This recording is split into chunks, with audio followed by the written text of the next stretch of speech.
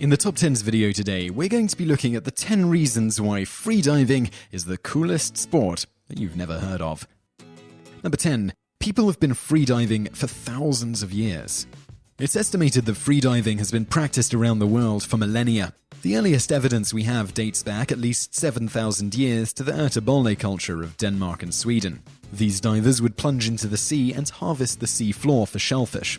Ancient Persians would risk life and limb to bring precious pearls to the surface. The Romans had special freediving military units, ioniatares, who would be tasked with retrieving items from the seafloor and sabotaging enemy ships. The Ama, female freedivers from Japan, have been gathering pearls, seaweed, and all manner of food for more than 2,000 years. Their tradition continues to this day, with Ama sometimes completing more than 50 dives in a day.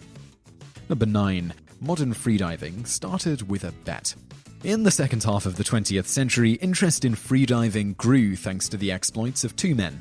In 1913, the Italian ship La Regina Margherita lost an anchor off the Greek coast and a reward was offered for its retrieval. A local sponge diver, Hagi Stati, descended between 249 and 288 feet to recover the anchor and was handsomely rewarded.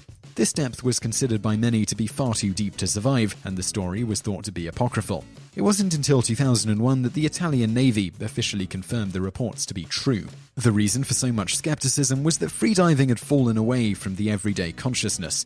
Commercial fishing and the development of diving technology had pushed freediving to the fringes. Modern science surmised that divers would surely perish at such depths. Boyle's law, for instance, predicted that a diver's lungs would be crushed by pressure in that water depth. In 1949, Raimondo Buccia, a lieutenant in the Italian Air Force, dove down 30 meters in the Gulf of Naples, winning a 50,000 lira bet. Luckily, his dive took place in front of several officials who could verify it as legitimate. This kick-started renewed interest in freediving, and the modern sport was born soon after.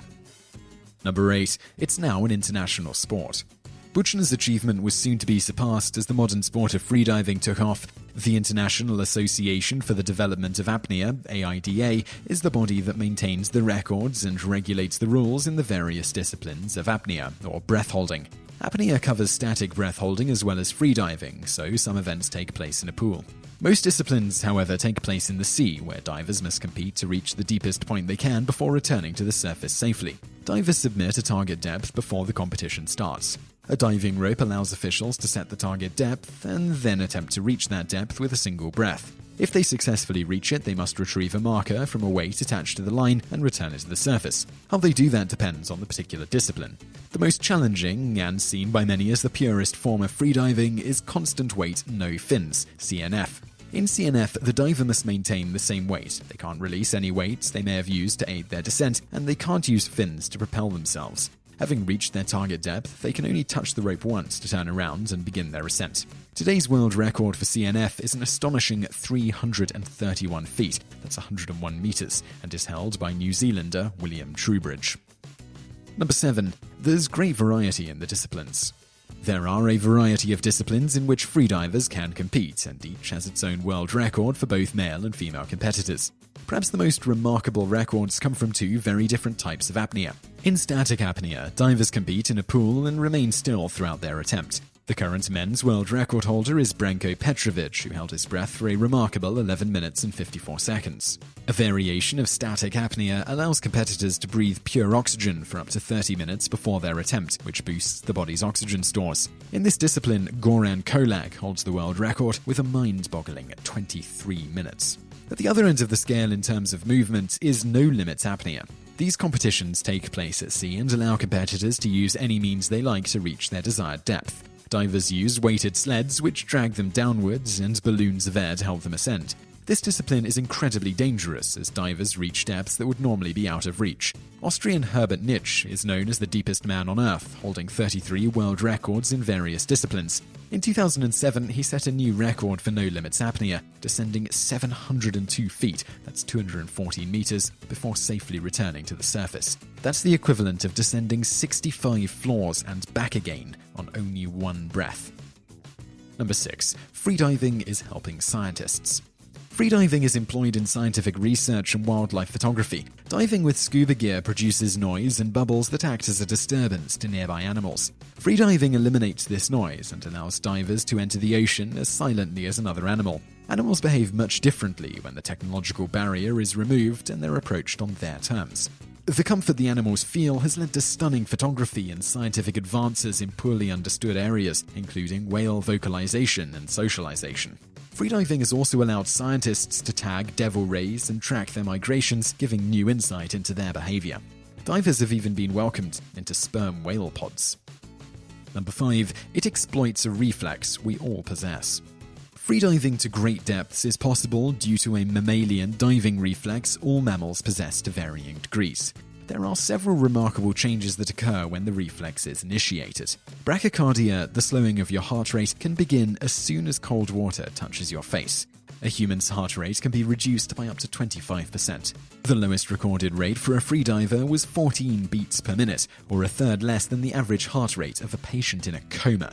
Splashing cold water on your face when you're feeling unwell or flustered induces this change. Decreased heart rate reduces the need for bloodstream oxygen, which can then be used elsewhere. Peripheral vasoconstriction closes off the capillaries in your extremities so that more blood is directed to your heart and brain. Our muscles store about 25% of our oxygen so they can keep working after the fresh supply is cut off. Blood shift, which only occurs during the deepest of dives, allows the organ and circulatory walls to become engorged with blood, which protects them by maintaining a constant pressure. Number 4. A diver's buoyancy will reverse as they descend. If you were bobbing around near the surface of the sea, you would experience positive buoyancy because our bodies are less dense than the water surrounding us. But descend far enough and your body will become denser as the pressure around you increases and compresses your body.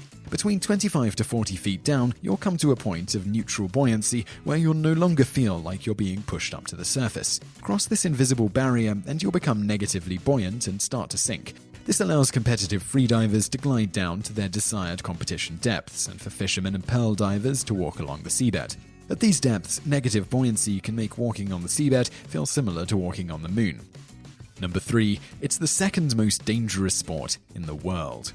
It's estimated that only base jumping claims more lives than freediving. Although only one diver, Nicholas Mavoli, has died while taking part in an organized competition, many lives have been lost in training, recreational diving, and fishing. It's estimated that of the 10,000 active freedivers in the United States, 20 will die each year. This works out to 1 death in 500 divers. That's comparable to 1 in 60 for base jumping and 1 in a million for mountain climbing. Number 2. Freedivers don't get the bends. Despite being able to reach depths far greater than scuba divers, freedivers generally don't run the risk of getting decompression sickness. This terrible affliction occurs when scuba divers fail to decompress adequately before returning to the surface. Nitrogen bubbles form in the tissue, joints, and bloodstream. This is due to breathing compressed air at different depths and pressures. The symptoms of decompression sickness range from joint pain to death, with a lot of horrible effects in between. Freedivers don't get this because they take only 1 breath at the surface at ambient pressure and only spend a few minutes underwater. Their lungs are compressed as they descend but expand again as they come up. There isn't enough nitrogen in this single breath to bubble into the blood, and it's removed as soon as the diver surfaces. There are, however, rare exceptions to this. Freedivers who are diving multiple times a day, like fishermen, can experience decompression sickness due to their total time underwater and pressure. And no limits freedivers run the risk of getting the bends as they use sleds to take them down to their desired depths. These weighted contraptions drag them down more than twice as deep as many other divers. They also use balloons to quickly ascend, and this can be too fast for their body to expel the nitrogen. Number 1. Aquatic breath holding made brief appearances in the Olympics. Due to the inherent dangers and logistical challenges, it's thought that freediving won't make an appearance at the Olympics anytime soon. However, in the past, there were 2 bizarre flirtations with apnea and diving. At the 1900 Paris Olympics, medals were awarded for underwater swimming. Frenchman Charles de Vandeville swam 60 meters underwater in a time of 1 minute and 8 seconds to take the gold. At the 1904 St. Louis Olympics, American William Dickley claimed gold in the plunge for distance event. This required competitors to dive as far as they could into the water and then remain motionless as their momentum propelled them forward. Their distance would be measured after 60 seconds or as soon as their heads broke the surface. He won with 19.05 meters. So I really hope you enjoyed that video, and I'd love to know what you think of it, so please leave a comment below. I'm also going to link over to another video that you might enjoy, so just click on that thumbnail on the screen now, and don't forget to subscribe to our channel because we put out a new video 7 days a week, and you can also visit us online. Just go to TopTenzNet. Thanks for watching.